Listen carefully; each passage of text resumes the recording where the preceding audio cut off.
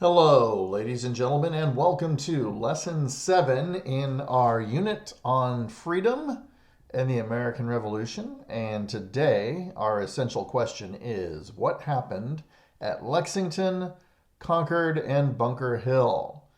Tensions had been rising between the British and the colonists.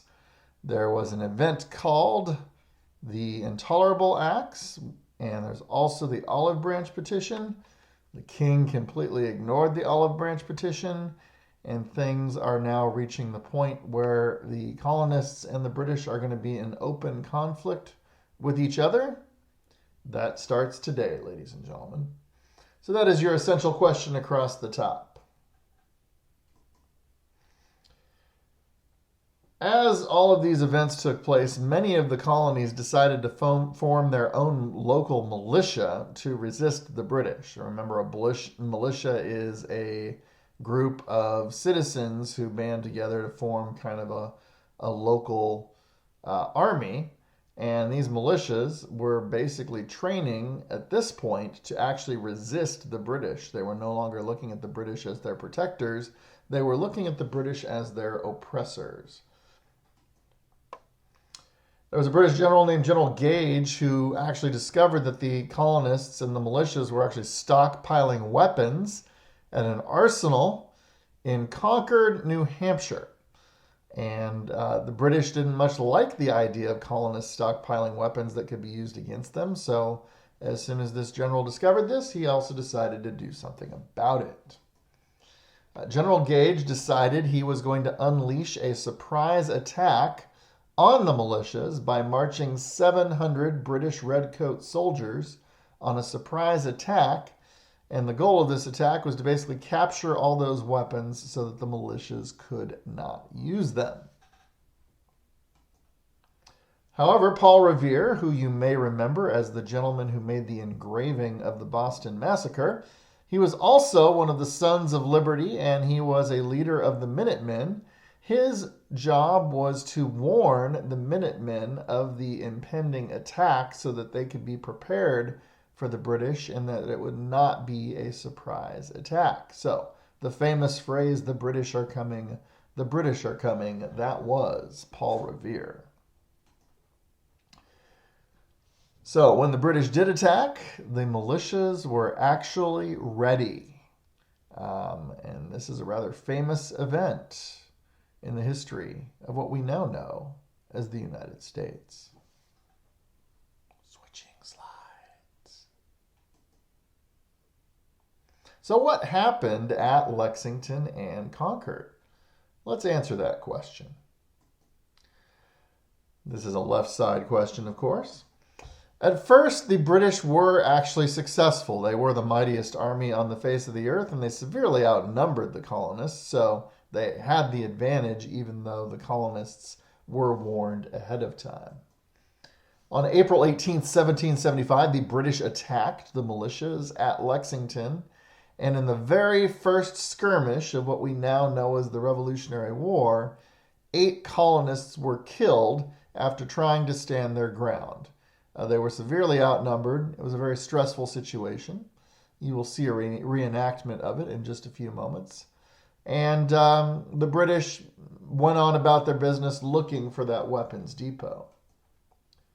This was known as the shot heard round the world because this is the first time anyone really stood up to the British Empire. Most people just did what they were told and didn't fight back. But these pesky colonists, they were actually fighting back, and that sent a message to the rest of the world that you too can fight back against your British oppressor, and that's exactly what the British did not want. So the thing that happened here is while the British were looking for the ammunition in Concord, the militias actually were given a chance to regroup, and the British had marched all the way from Boston to get to Concord, and they had to march all the way back. So that created an opportunity for the militias. As the attack took place in Concord, the militias were ready, and they were able to move the guns. The guns were never captured by the British. So then the British started marching back to Boston, and as they did, the colonists and the militias were lining the roadway back, and they started to open fire, and the British started to take massive casualties. 3,500 Minutemen killed about 74 British soldiers and injured about 200. And the Minutemen themselves lost about 49, and they suffered about 41 injuries. So some serious casualties were imposed on the British. It gave them a bloody nose, and that is not something that happened to the British very often. So Lexington and Concord together are known as the first skirmish, not quite a battle, but the first skirmish of what later became the Revolutionary War. This is before we declared independence, because we didn't declare independence until July 4th, 1776. So this is slightly more than a year before we actually declared ourselves to be an independent country. So I have these two lovely videos for you that I will show you in class. I'm not going to show them to you here because this particular program doesn't let me show you a video inside a video. So I'm going to go ahead and pause this video, and in class I'm going to go ahead and show you these two videos. Switching slides. So then there was a skirmish called Bunker Hill, and this was actually after the Revolutionary War had started. And this is known as the first real battle of the Revolutionary War.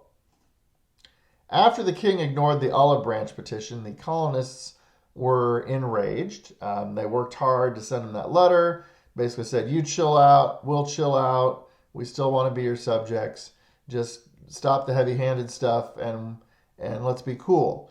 And the king completely ignored that.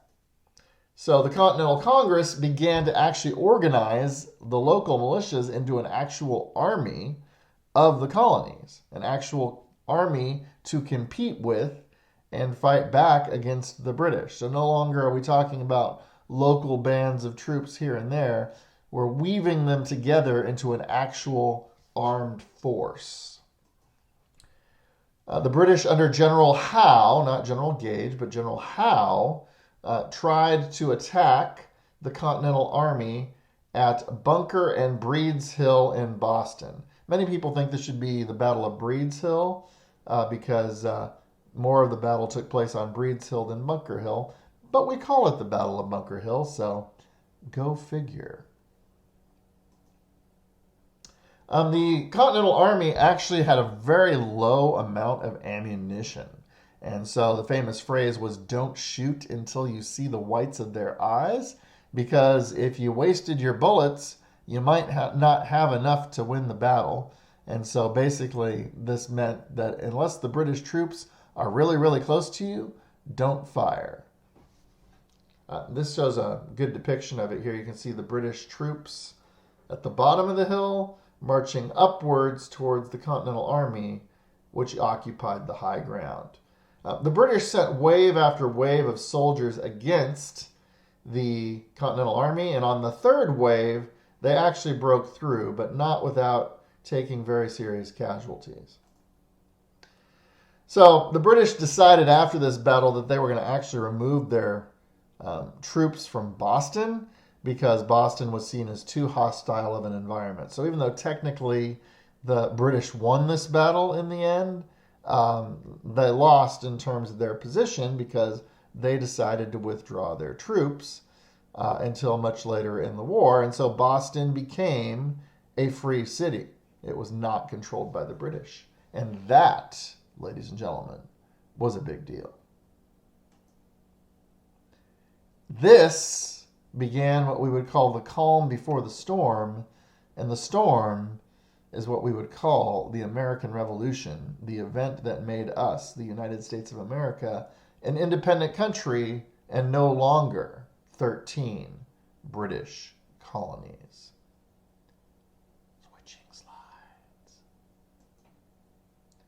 Ladies and gentlemen, boys and girls, if you're in my class, you know what comes next.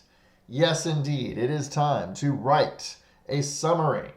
While this description of Bunker Hill is playing in class, I want you to write me 5 to 8 sentences telling me about Lexington, about Concord, about Bunker Hill, about what they represented, why it was important, and what you think is coming next. And with that, ladies and gentlemen, this is once again Mr. Blumendahl, signing off until next time on the Waldo Middle School Social Studies YouTube